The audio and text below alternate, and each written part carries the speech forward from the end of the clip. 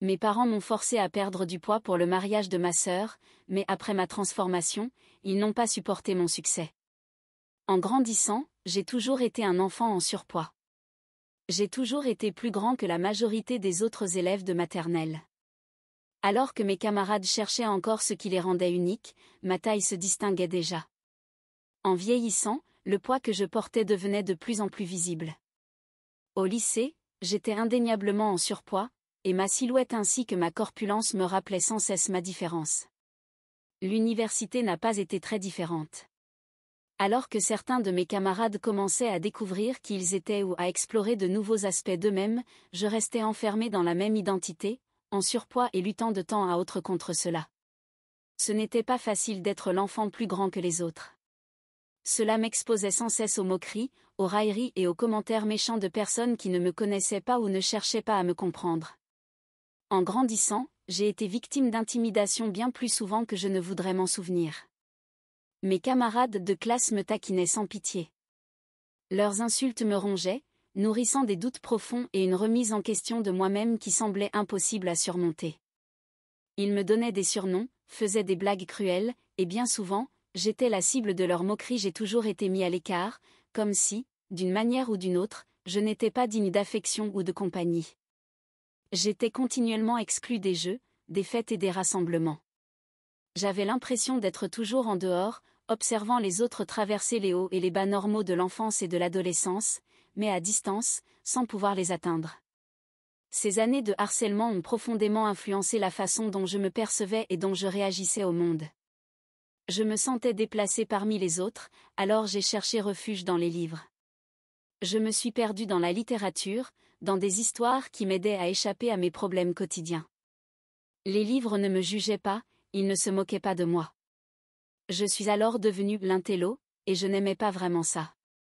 Bonnie, ma sœur cadette, était très différente de moi. Elle n'avait qu'une année de moins que moi, mais possédait un charisme naturel qui attirait les autres vers elle. Bonnie s'épanouissait dans les interactions sociales, alors que j'étais timide et réservée. Elle avait une personnalité fascinante, elle pouvait entrer dans une pièce et instantanément faire sourire tout le monde, les faire rire, capter toute leur attention. Bonnie ne se contentait pas de se faire des amis facilement, elle semblait posséder une capacité innée à convaincre les gens de la soutenir, comme si elle était le soleil autour duquel tout le monde gravitait. Malgré nos différences, je l'adorais. J'ai toujours pris mon rôle de grande sœur très au sérieux, me sentant farouchement protectrice envers elle quand elle en avait besoin. Quand elle a commencé à fréquenter le même lycée que moi, j'étais ravie. Être la grande sœur de Bonnie me rendait fière, comme si j'avais une place particulière dans sa vie. Mais en grandissant, les choses ont commencé à changer. Alors que Bonnie trouvait sa place au lycée et développait sa propre personnalité, j'ai remarqué un changement dans sa façon de me voir. Elle a commencé à comprendre à quel point nous étions différentes, surtout, à quel point nous étions traitées différemment. Alors que j'étais la fille studieuse, discrète et un peu marginale, elle était vive, populaire, quelqu'un qui s'intégrait rapidement au cercle des élèves les plus en vue. Je l'ai observée prendre conscience de mes excentricités et de mes insécurités, celles-là même qui me faisaient paraître ringarde aux yeux des autres. Petit à petit, Bonnie a commencé à s'éloigner de moi. En se faisant de nouveaux amis, elle a cherché à m'éviter au lycée, m'ignorant ou faisant semblant de ne pas me voir. Cela m'a fait mal. Vraiment mal. Que ma propre sœur me considère comme inférieure, comme une gêne, était une douleur que je n'aurais jamais imaginé ressentir. Pourtant, j'ai fait de mon mieux pour respecter son choix et lui laisser l'espace dont elle semblait avoir besoin, même si cela signifiait perdre non seulement ma sœur, mais aussi une amie. Mais peu à peu, Bonnie n'a pas seulement cessé de m'ignorer. Elle a commencé à s'entourer de personnes qui me faisaient sentir comme une paria. Bonnie et ses amis profitaient de la moindre occasion pour m'humilier. Dès que nous nous croisions dans les couloirs ou à la cafétéria, ils me raillaient devant les autres élèves. Pire encore, ils tentaient parfois de me faire trébucher alors que je passais avec mon plateau repas, juste pour faire rire tout le monde. J'avais l'impression de la perdre, non pas au profit de nouvelles amitiés, mais au profit des mêmes moqueries et comportements abusifs auxquels j'avais été confrontée toute ma vie. J'étais toujours sur mes gardes, tentant d'éviter non seulement les critiques de mes camarades, mais aussi l'humiliation infligée par ma propre sœur. Cela me faisait énormément souffrir, surtout parce que cela venait de quelqu'un que j'avais toujours admiré et pris pour modèle. Lorsque Bonnie invitait ses amis à la maison, elle se liguait toute contre moi. Elle faisait irruption dans ma chambre sans frapper, riait en me regardant et faisait des gestes moqueurs à propos de mon corps. Elle me lançait des insultes comme intello et grosse comme si ce n'était rien. Je me sentais comme un animal de zoo, comme si j'étais leur source de divertissement. Lorsqu'elles envahissaient mon espace personnel, mon propre sanctuaire, je me sentais minuscule, seule, étrangère dans ma propre maison. J'ai essayé d'en parler à mes parents à plusieurs reprises, espérant qu'ils comprendraient à quel point il m'était difficile de supporter le comportement de Bonnie. Mais chaque fois que j'abordais le sujet, ils balayaient mes inquiétudes d'un sourire, défendant ses actes en affirmant que c'est ainsi que les frères et sœurs se taquinent. Bonnie ne faisait que jouer avec moi, disait-il. Ce n'était pas méchant, il m'encourageait même à me détendre et à ne pas prendre ses moqueries trop au sérieux. Il me rappelait que j'étais l'aînée et que, par conséquent, je devais être plus patiente et résiliente. Ainsi, non seulement j'ai subi des années de harcèlement de la part de mes camarades y compris de ma propre sœur mais en plus, mes parents ont constamment rejeté mes préoccupations. Cela m'a fait me sentir isolée, comme si personne dans ma propre famille ne réalisait à quel point cela me blessait profondément. La seule fois où j'avais l'impression d'être véritablement remarquée par mes parents, c'était lorsque je recevais mes résultats scolaires. Les études avaient toujours été faciles pour moi, et je m'étais habituée à obtenir d'excellentes notes. D'une certaine manière, c'était le seul domaine où je me sentais supérieure aux autres. C'était aussi le seul moyen de rendre mes parents fiers, la seule facette de ma vie qui semblait réellement les intéresser. Ils adoraient se vanter de mes réussites auprès de leurs amis et des membres de la famille, me présentant comme l'intellectuel de la maison, comme si mes résultats scolaires étaient la preuve irréfutable de leur excellence en tant que parents. Mais Bonnie détestait ces comparaisons. Elle n'était pas une élève brillante, et elle n'avait pas envie de l'être. Pourtant, nos parents ne cessaient de lui rappeler mes succès, la poussant implicitement à faire de même. Je voyais bien que cela la frustrait et la mettait en colère. C'est sans doute pour cette raison qu'elle s'en prenait à moi. Parfois, Bonnie tentait de ruiner mon travail pour se venger. Elle s'introduisait discrètement dans ma chambre en pleine nuit et volait mes devoirs, souvent juste avant une date de remise importante.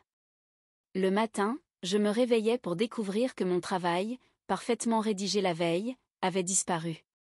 La panique s'emparait de moi alors que je fouillais frénétiquement mes livres, mes papiers, mes dossiers, devenant de plus en plus anxieuse à chaque minute qui passait. Et là, dans l'ombre de la porte, Bonnie était là, un sourire narquois aux lèvres, savourant chaque instant de mon angoisse. Pour elle, c'était une petite victoire.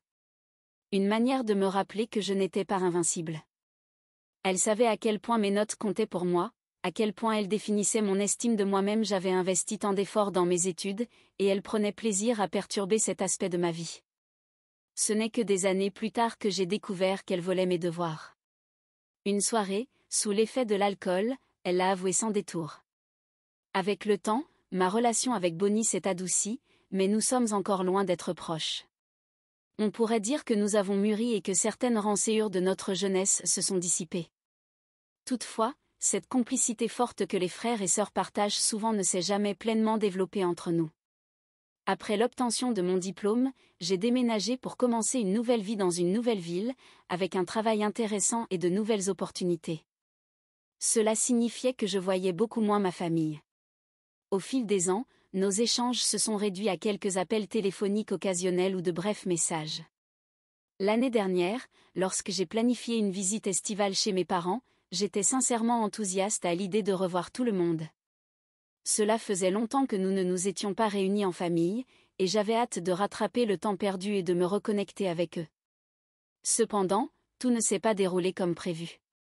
Le déjeuner familial a commencé de manière agréable. Tout le monde semblait ravi de me voir, et, l'espace d'un instant, j'ai retrouvé l'ambiance d'autrefois. Mais cela a changé brutalement lorsque Bonnie a soudainement annoncé ses fiançailles. Personne ne s'y attendait. Nous avons d'abord cru qu'elle plaisantait, mais il est vite apparu qu'elle était parfaitement sérieuse. Fièrement, elle a tendu la main pour exhiber une magnifique bague. Je n'ai pu m'empêcher de remarquer à quel point elle était belle. J'étais sincèrement heureuse pour elle, ravie qu'elle ait enfin trouvé quelqu'un qu'elle aimait et qu'il aimait en retour. À peine les félicitations terminées, Bonnie s'est tournée vers moi et m'a demandé ce que je devenais. Je lui ai parlé de mon métier, de ma vie et de combien j'étais épanouie dans ce que je faisais. Mais avant que je ne puisse finir, elle m'a brusquement interrompu. Je ne peux pas m'empêcher de le dire, a-t-elle commencé avec un sourire en coin. Mais pourquoi es-tu toujours grosse? Si ta vie est vraiment aussi incroyable, tu n'aurais pas déjà perdu du poids?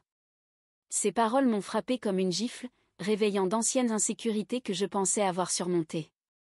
La pièce est devenue inconfortablement silencieuse, et j'ai senti tous les regards se poser sur moi, attendant ma réaction.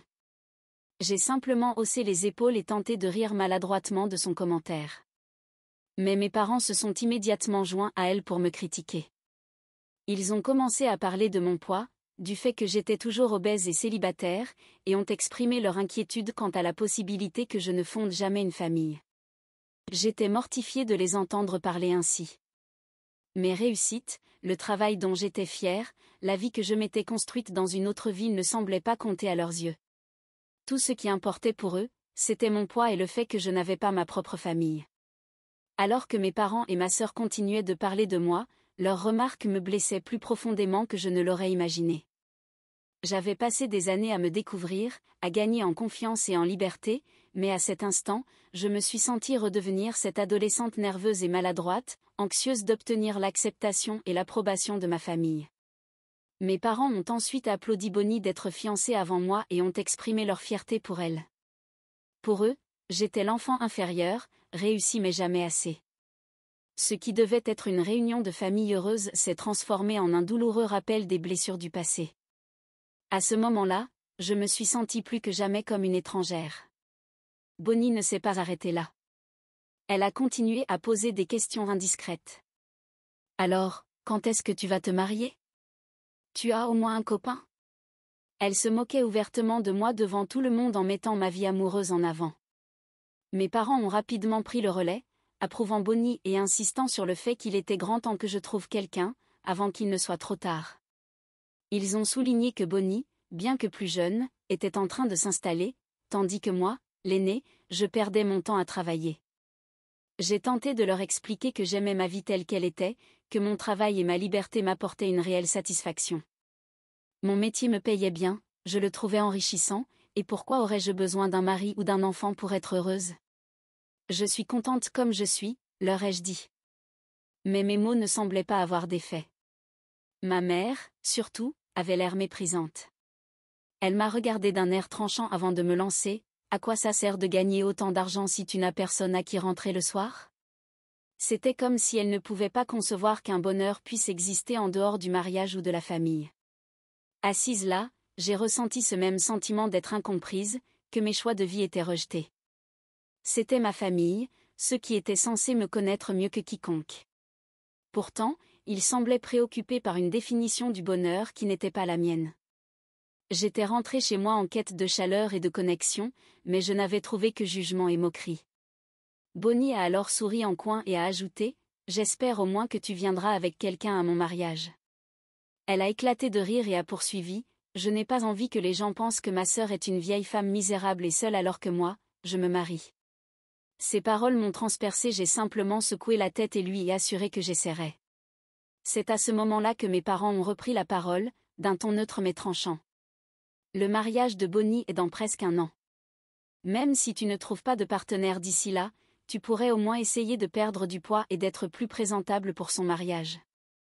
Ils ont suggéré que si je maigrissais, il me serait plus facile d'attirer un partenaire. Bonnie a immédiatement approuvé avec enthousiasme. Oui, je veux que tu perdes au moins quelques kilos, a-t-elle lancé d'un ton désinvolte, comme si elle me faisait une faveur. Je suis restée là, abasourdie et humiliée, avec une douleur que je n'avais pas ressentie depuis des années. Comment mes proches pouvaient-ils me parler ainsi? Est-ce que je méritais vraiment leurs paroles blessantes, simplement parce que j'étais en surpoids? N'avais-je pas droit à des sentiments, moi aussi? J'étais une personne normale, comme eux. Je fonctionnais comme tout le monde. Je n'avais jamais considéré mon poids comme un obstacle, alors pourquoi eux le voyaient-ils ainsi? J'avais même déjà fréquenté des hommes qui m'aimaient tel que j'étais, mais mes parents et Bonnie parlaient comme si mon poids m'empêchait de trouver l'amour ou d'être approchée par des hommes, ce qui était totalement faux. J'avais envie de me défendre, de leur dire à quel point leurs propos étaient terribles, mais je me suis sentie figée, incapable de trouver les bons mots. Leurs remarques m'ont ramenée au lycée, à ces moments douloureux où mon poids faisait de moi une cible. Je détestais la façon dont ma famille abordait avec légèreté mes insécurités les plus profondes, sans se soucier de ce que cela me faisait ressentir.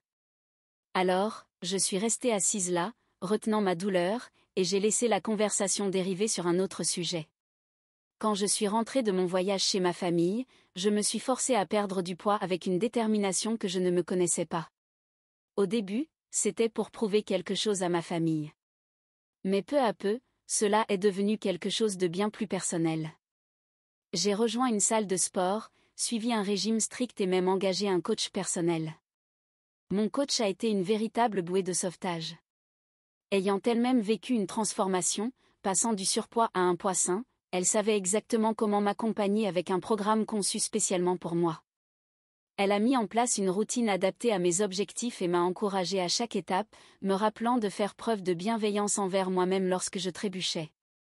Cette fois, tout semblait enfin fonctionner, j'ai commencé à perdre du poids régulièrement, et à mesure que les kilos s'envolaient, je me sentais plus légère, non seulement physiquement, mais aussi mentalement. Pour la première fois de ma vie, j'ai commencé à me sentir et à paraître différente. Ma confiance en moi a rapidement augmenté. J'avais toujours supposé que perdre du poids n'aurait pas tant d'impact que ça, mais c'est faux. Aujourd'hui, les gens me perçoivent différemment. Les étrangers sont plus gentils et plus attentifs. Mes amis et collègues me regardent avec un respect nouveau. Je ne peux pas nier que cela ressemble à une validation que je n'avais jamais reçue auparavant. C'est comme si, soudainement, j'étais plus visible qu'avant. Mon nouveau corps m'a apporté un nouveau sens du style. J'ai complètement refait ma garde-robe, la remplissant de vêtements que je n'avais jusqu'ici fait que rêver de porter. J'ai même opté pour un relooking capillaire total, essayant une coupe audacieuse et tendance que j'aurais eu trop peur d'essayer auparavant. Peut-être que cela semble coûteux, mais je ne me suis jamais sentie aussi bien. Aujourd'hui, lorsque je me regarde dans le miroir, je ne reconnais pas la personne qui me fixe. C'est comme rencontrer une version de moi-même que je n'avais jamais connue. Je suis fière de tout ce que j'ai accompli, non seulement parce que j'ai perdu du poids, mais aussi parce que j'ai gagné en confiance et en assurance. Avec le mariage de Bonnie dans seulement 2 semaines, ma famille m'a invité à les rejoindre pour un déjeuner la semaine prochaine afin de finaliser les préparatifs pour son grand jour. Mais je n'ai pas envie de rentrer chez moi. Je ne veux pas que ma famille me ridiculise à nouveau ou me fasse me sentir insignifiante, surtout maintenant que, pour la première fois depuis longtemps, je me sens enfin bien dans ma peau. Je n'ai plus envie d'aller au mariage de Bonnie, à cause de la façon dont elle et mes parents m'ont traitée. Mais je sais que si je n'y vais pas, ils seront furieux et me feront une longue leçon sur l'importance de la famille, en me disant que, peu importe ma douleur, je dois être présente pour le grand jour de Bonnie. Alors, suis-je en tort ? Que se passerait-il si je n'assistais pas au mariage de ma sœur ?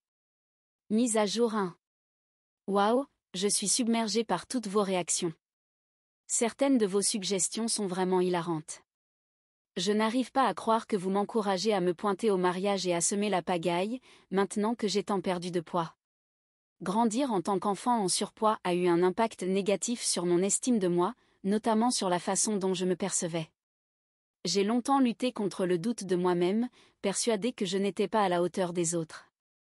Mais lire toutes vos réponses a tout changé. C'est comme si vous m'aidiez à me voir sous un jour totalement nouveau, et pour la première fois, je commence enfin à me sentir plus confiante que jamais. En fait, j'envisage sérieusement d'assister au déjeuner familial et de les surprendre. Ils ne m'ont pas vue depuis longtemps, et comme je n'utilise pas les réseaux sociaux, ils n'ont aucune idée de combien de poids j'ai perdu. Il sera intéressant d'observer leurs réactions. Mise à jour 2. D'accord, Reddit, vous n'êtes pas prêt pour cette mise à jour. Prenez du pop-corn, car les choses vont devenir intéressantes. J'ai décidé de prendre l'avion pour rejoindre ma famille pour le déjeuner. Comme je l'avais dit auparavant, je pensais qu'en me voyant, ils seraient fiers de la transformation que j'avais accomplie. Après tout, ce sont eux qui m'avaient poussé à le faire en premier lieu. Ils devraient être ravis de voir les améliorations positives en moi et enfin reconnaître les efforts que j'avais fournis. Quand je suis entrée dans la maison de mes parents, leurs mâchoires sont littéralement tombées. Ils m'ont regardé, abasourdi, comme s'ils ne pouvaient pas croire que j'étais la même personne. Après un moment, ils ont bredouillé, se demandant si c'était vraiment moi. Je leur ai fait un grand câlin, ravi de leur réaction. Ils n'ont cessé de me complimenter sur mon apparence, me disant à quel point j'étais belle et qu'ils n'arrivaient pas à croire que c'était bien moi. Cependant, quand Bonnie est arrivée, la situation a changé. Au début, elle ne m'a même pas remarqué, m'ignorant comme elle l'avait fait tant de fois auparavant. Mais quand je me suis levée pour la saluer, elle a fait un double regard, ses yeux s'écarquillant de surprise. Elle a émis un rire étrange, presque forcé, avant de tendre la main et de presser ses doigts sur mon ventre, les yeux écarquillés, comme si elle voulait une preuve que j'avais réellement perdu tout ce poids. Mes parents ont ri de sa réaction et ont expliqué qu'eux aussi n'avaient pas cru leurs yeux au début. Alors que nous nous installions pour déjeuner, le sujet de ma transformation est venu sur la table. Bonnie et mes parents m'ont bombardé de questions sur la façon dont j'avais fait, s'émerveillant de mon apparence si différente. Leur ton était plein de surprise, comme s'ils n'avaient jamais imaginé que je pourrais ressembler à autre chose. Bonnie, en particulier, ne cessait de répéter qu'elle n'aurait jamais cru que je changerais autant après avoir perdu du poids. Puis elle a lâché cette perle: quand je t'ai demandé de perdre du poids, je ne m'attendais pas à ce que tu sois aussi jolie. Je ne savais même pas que tu avais cette mâchoire et ces chevilles sous toute cette graisse. J'ai hésité un instant, essayant de garder mon calme, et je lui ai souri avant de lui rappeler: Bonnie, j'ai toujours été jolie, perdre du poids n'a fait qu'accentuer mes traits. Bonnie, en revanche, soutenait qu'il y avait quelque chose de plus, quelque chose de distinct chez moi. Puis, elle a eu l'audace de demander: Tu as fait de la chirurgie esthétique ? Parce qu'il n'y a aucune chance que tu sois aussi belle naturellement. J'ai senti mon sang commencer à bouillir. Quelle arrogance de croire que j'avais besoin de chirurgie pour être attirante, alors que j'avais travaillé si dur pour obtenir mon apparence actuelle. Je l'ai regardé droit dans les yeux et j'ai répondu: Waouh, Bonnie, c'est incroyable de voir à quel point tu me sous-estimes. Pas de chirurgie, juste beaucoup de travail et d'amour de soi, quelque chose que tu devrais peut-être essayer un jour. L'expression de Bonnie est passée de la surprise au mécontentement, mais je m'en fichais. Cela faisait un bien fou de lui répondre enfin et de la remettre à sa place. Avant qu'elle ne puisse réagir, mes parents sont intervenus, tentant d'arrondir les angles à leur manière. Tu ne devrais pas être offensée, a répondu ma mère. C'est juste que nous trois, nous ne t'avons jamais vue ainsi auparavant. Honnêtement, tu es encore plus belle que Bonnie maintenant, et c'est elle qui se marie. Bonnie a semblé encore plus en colère après la remarque de maman. Je l'ai simplement ignorée et me suis concentrée sur mon repas, la laissant rager intérieurement. Puis ma mère a ajouté: Tu sais, j'y réfléchissais, peut-être que tu devrais revenir à ta couleur de cheveux naturelle. Je pense que tu serais encore plus belle avec ta teinte d'origine. Ce blond te fait trop ressortir, peut-être que tu devrais simplement revenir à ton ancien look.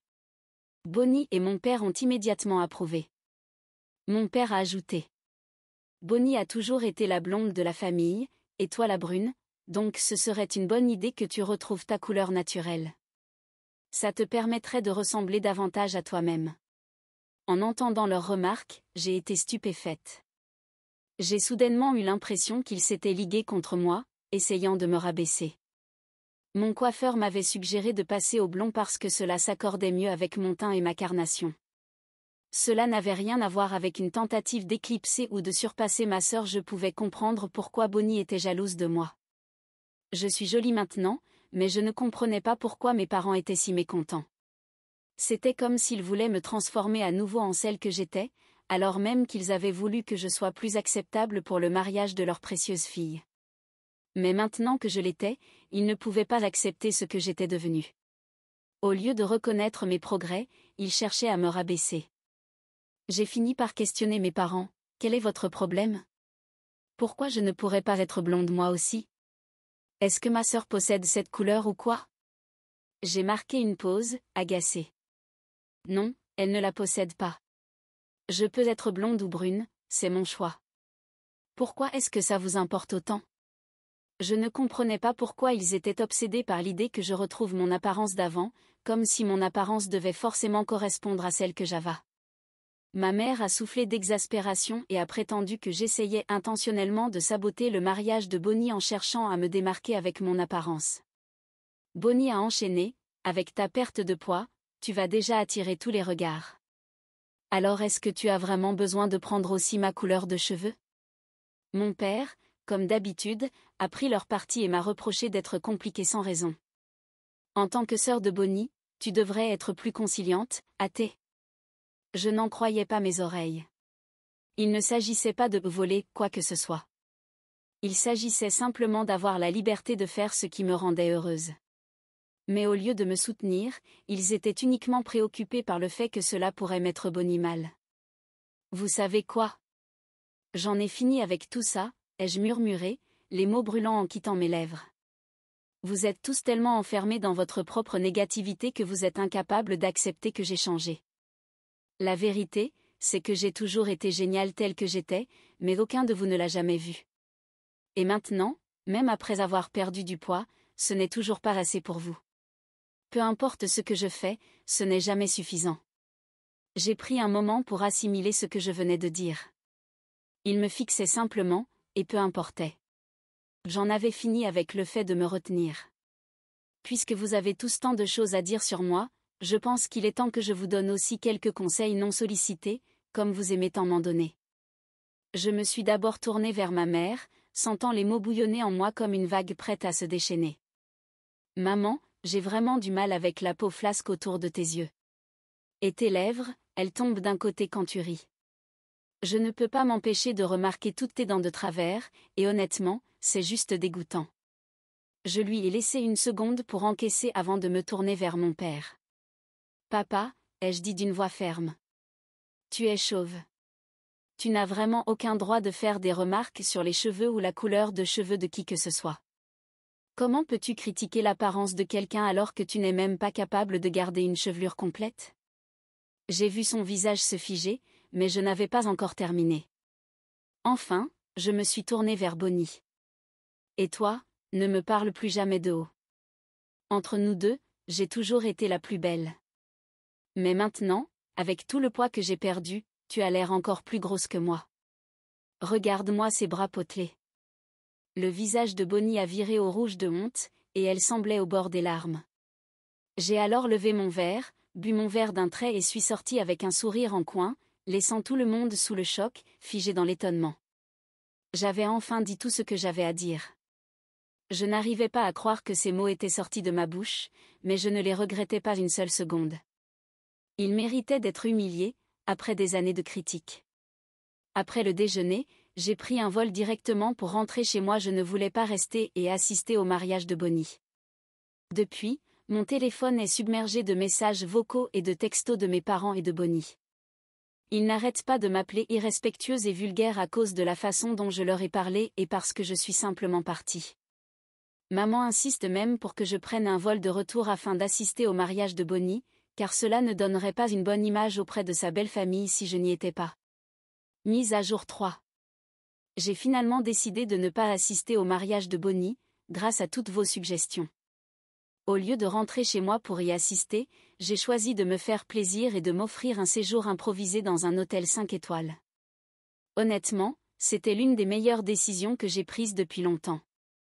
J'ai passé mon week-end à faire tout ce qui me rendait heureuse, sans drame ni pression, juste du pur plaisir.